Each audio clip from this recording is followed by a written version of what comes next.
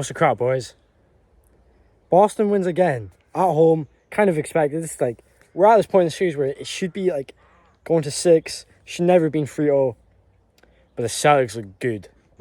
But like Miami still should Miami still should win the series, surely.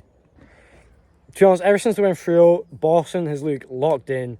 Their intensity, which they've lacked this postseason in most games, is up. They're playing great team basketball.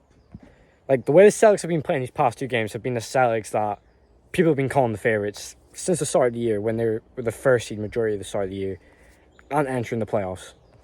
A big reason why the Celtics won, apart from, all the things we will talk about, they had 4 players, Jason Tatum, Jaylen Brown, Marcus Smart, and Derek White, all scored 20+. You know what I mean? When, the 4 best players, not 4 best players, but when 4 players in the starting lineup score 20+, it's going to be hard to beat them. Derek White finally waking up these playoffs. Has some inconsistent series. Still playing, good defender, all that. He shot 6 or 8 from 3, game high 24 points. Like, that's literally what you need from your role players. Do you know what I mean? It was easy. Boston easily could have lost this game. But obviously they're now waking up. In my opinion, Jimmy Butler only 10 shots. I know Miami have won a lot of games in the Jimmy Butler era when he's shot 6 shots, 8 shots, 10 shots, 12 shots. Come on, it's like a game where you can't let the Celtics get this. You should have swept them. You 100% should have swept them. Obviously, they're playing well. This is like the most important game. Now they've got good momentum. You have to be taking 20 shots. You're the superstar player. Obviously, like, Duncan Robinson was shooting well. He shot like 7 for 10. But, when Gabe Vincent's out, he's such a huge part of the Miami team. You have to be taking 20 shots, Jimmy. Now, like, Boston got some good momentum.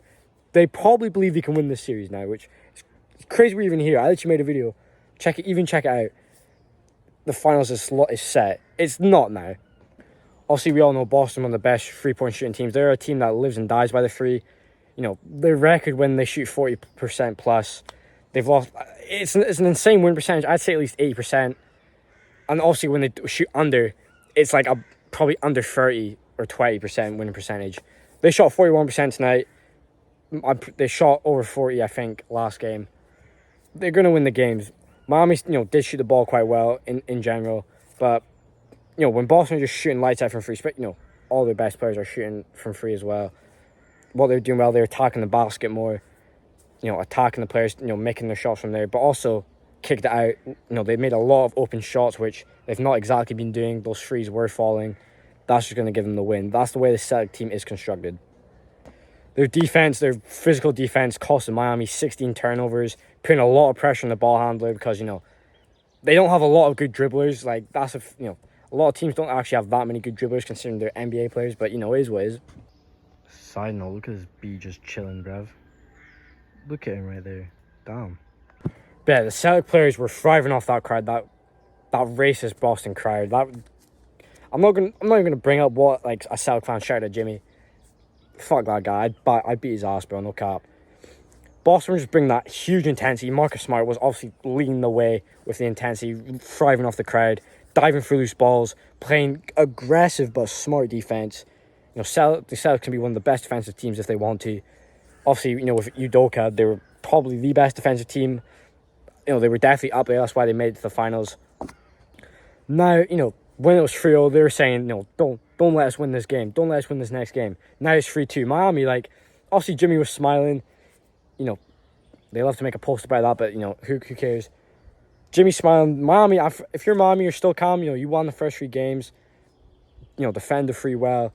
Kind of, maybe you should let him live and die by the 3. It's better to guard the paint than, it's better, you don't want to leave them open, but obviously they have been quite inconsistent this playoffs, which is crazy because they made the conference finals.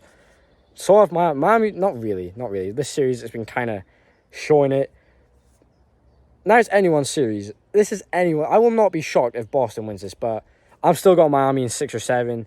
Even if it does go to a game 7, I still have Miami. Just because Jimmy Butler's a dog. Like, that whole Miami team is ready. I don't know why Gabe Vincent was out. Hopefully he comes back. He's such an important piece to them. Can't believe he went undrafted. But if I'm on the Denver Nuggets team or I'm a Denver fan, I am rubbing my hands. These teams are just going through this. Denver's getting that big rest.